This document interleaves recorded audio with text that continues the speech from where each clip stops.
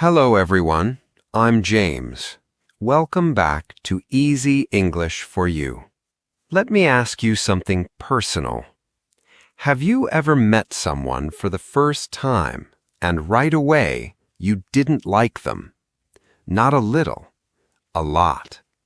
But they didn't say anything bad. They didn't do anything wrong.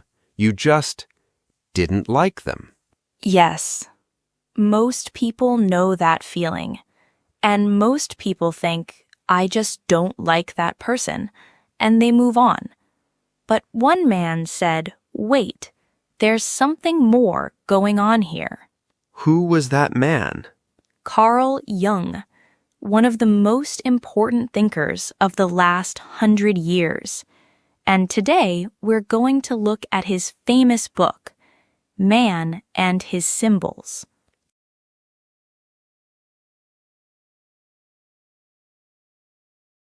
We're going to find out, why do we sometimes strongly dislike people for no reason? Jung had a surprising answer, but we'll get to that. First, let's talk about the man himself. Yes, because Jung's ideas didn't come from books. They came from his own life, his own pain. What kind of pain? He had a very strange childhood. His father was a religious man, a pastor, but his father had lost his faith. He said the right words every Sunday, but inside he didn't believe them anymore. Jung could feel that, even as a small boy. That must have been very confusing for a child. Very confusing. And that gave young Jung his first big question. Why do people show one face outside and feel something different inside? That question never left him. And his mother? His mother was even more confusing. During the day, she was warm and kind, but at night, she sometimes seemed like a different person. She said strange things, dark things. Young Jung felt he had two mothers, one for the day, one for the night. Two mothers. That's scary for a child. Very scary. And it gave him another big question. How many hidden sides does one person really have? That question became his life's work. And then something happened at school, right? Yes. When he was 11 years old, he started falling down at school, again and again. Doctors checked his body. Nothing was wrong, but he was falling apart on the inside.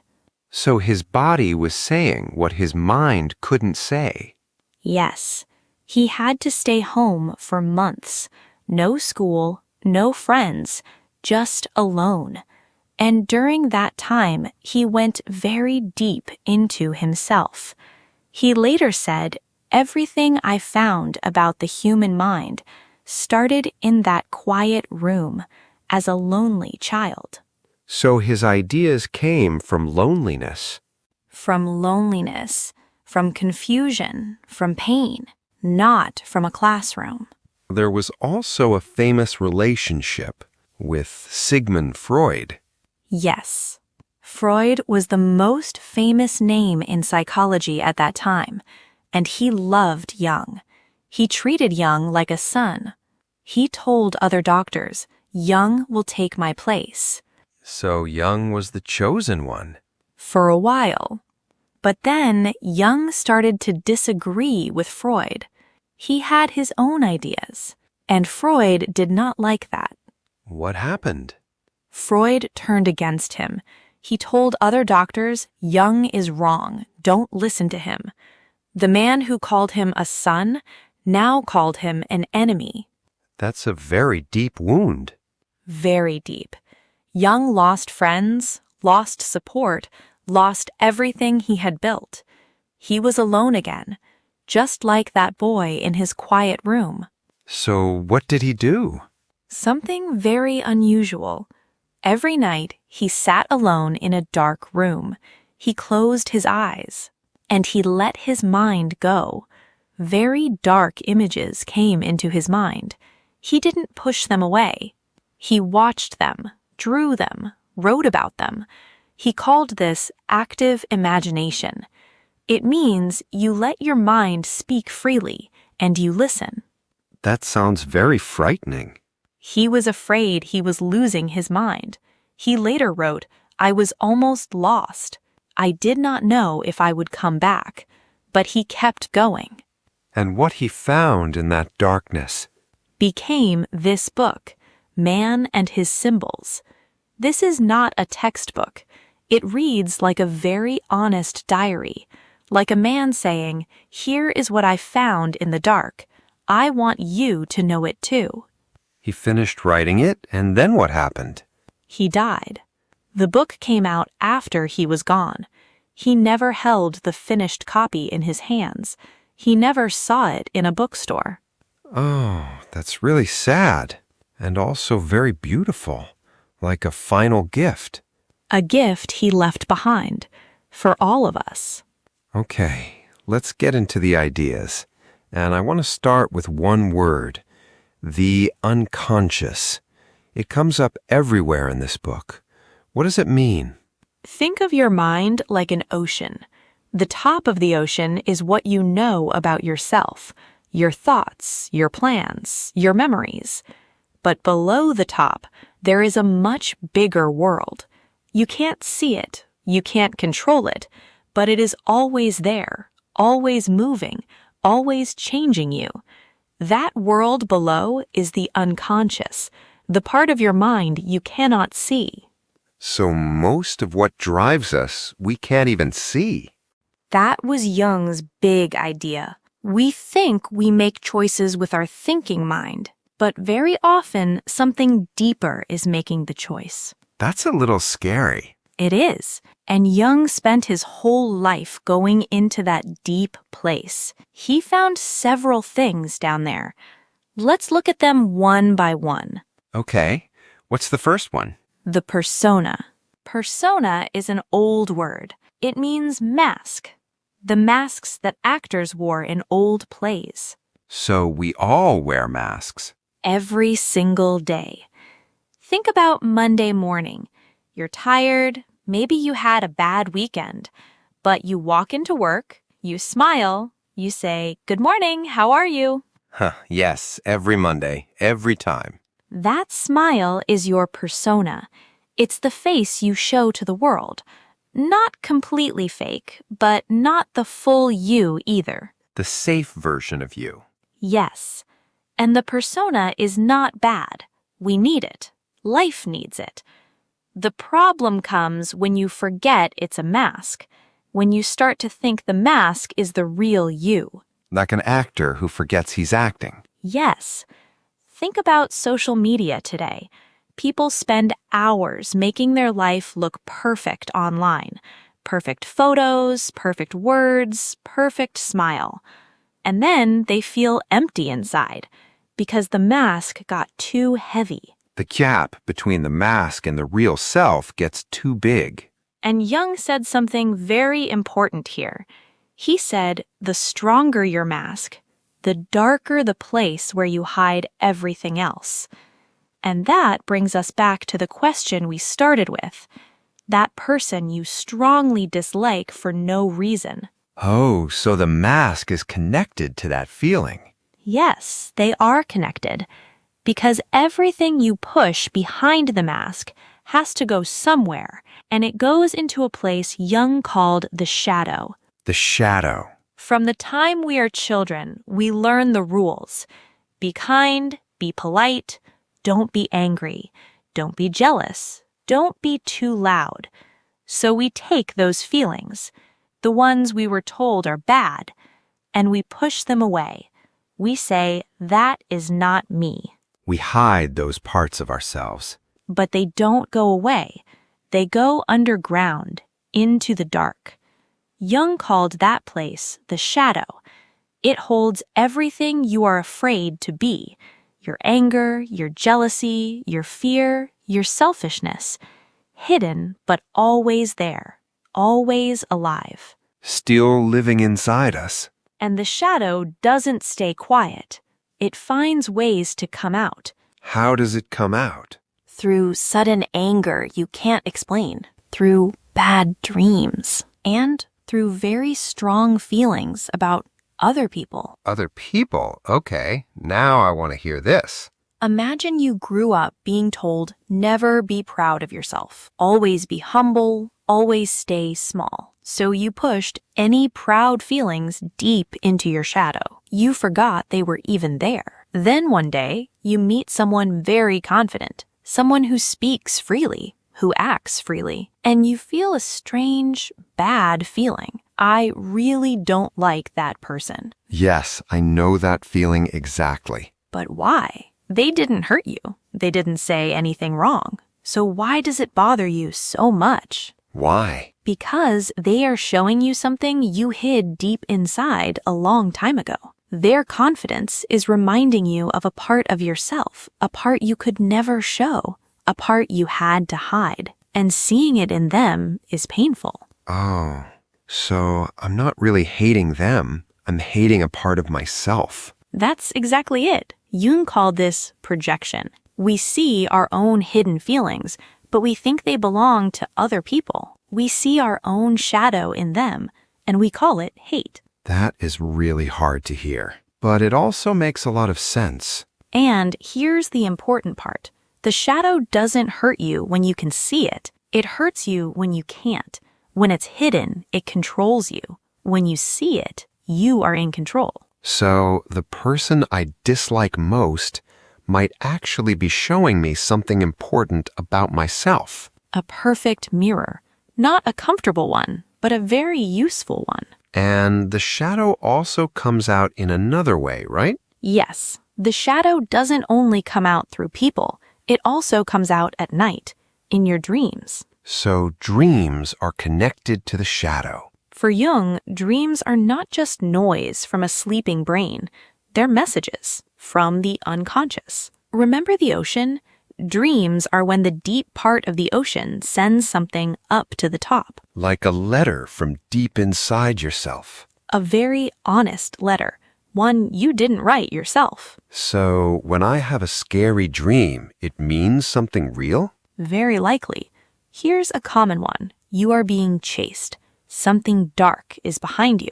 You run, but you can't get away. You wake up afraid. Ow. I've had that dream many times. Most people have. Jung would ask, what are you running from in real life?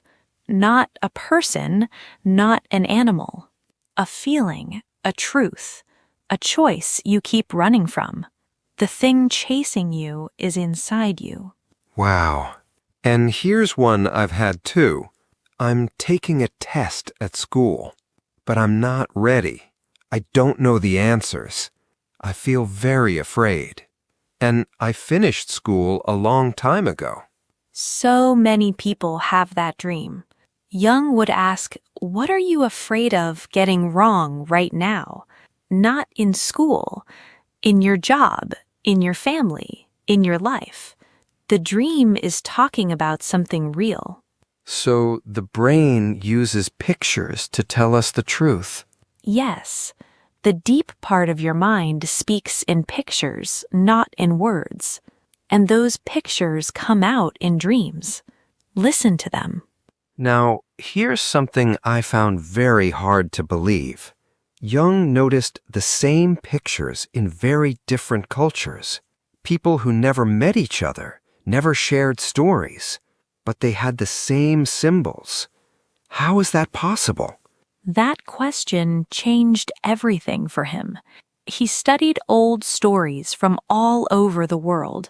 Stories from Greece, from China, from Africa, from the Americas. And he found the same things again and again. A great flood, a wise old man, a strong mother, a dark monster. The same pictures everywhere. Wow. Same pictures, completely different cultures. That's hard to believe. And his answer was this. We all have our own personal unconscious, our own memories, our own experiences. But below that, there is something even deeper, something all humans share, across all countries, all times, all cultures. He called this the collective unconscious. Collective means shared by everyone. So the deep part of the mind that all humans have together. Like a shared room deep inside every human being. Perfect. And inside that shared room, there are patterns, old human patterns. They come back again and again, in every culture, in every time in history. Jung called these archetypes. We do not learn them. They are already inside us. We are born with them. Like built-in characters. You already know these patterns. You have seen them your whole life. Where? In stories, in movies. Think about the hero. Every culture has one. A young person who faces something very hard and grows stronger. Yes, that story is everywhere. And the wise old teacher, the one who helps the hero, that character is everywhere too. And the bad character, the dark one. Yes. Some people say that dark character is like the shadow. Think about Star Wars. Luke is the hero. Yoda is the wise teacher. And Darth Vader is the dark side, the part that was once inside the hero. And at the end, Luke doesn't just fight him. He sees him. He accepts him. His own father. His own darkness. That's not just a good movie. That's Jung. These stories feel so powerful because they match something inside us. The patterns were already there. The stories just wake them up. Okay, and here's the most personal idea of all. It is about the sides we hide inside ourselves. Jung talked about the different sides inside a person. Can you explain that? Yes. Jung said every person has many kinds of feelings inside them. A soft side, a strong side, a gentle side, a hard side. We all have both. But life often tells us hide one of them. Like, be strong, don't cry. Or be quiet, don't take up too much space. Yes. Jung said every human has many kinds of feelings and strengths. When we hide part of that, we go looking for it outside ourselves. In other people. Yes. That's why people sometimes say, I always like the same type of person. It feels like love. But sometimes you are looking for your missing pieces. So instead of finding those pieces in another person, find them in yourself. That's the work. Jung called it individuation. That is a big word, but the idea is simple. It means becoming a more complete person. Not perfect, whole. What is the difference? Perfect means showing only the good parts, hiding the rest. Whole means accepting all of it, the strong parts and the scared parts, the kind parts and the selfish parts, the light and the dark, all of it, together. That is you. That sounds very hard. It is the hardest work there is. Jung worked on it his whole life. He was still writing about it at 84 years old. Did he feel like he got there? Like he became whole? He said he got closer. Every year a little closer, but never fully done. He said that was okay. The walking is the point, not the finish line. Not the finish line. I like that. And that's what makes him so human. He wasn't trying to be perfect. He was trying to be honest about all of himself. Let's come back to where we started. That person you strongly dislike for no reason.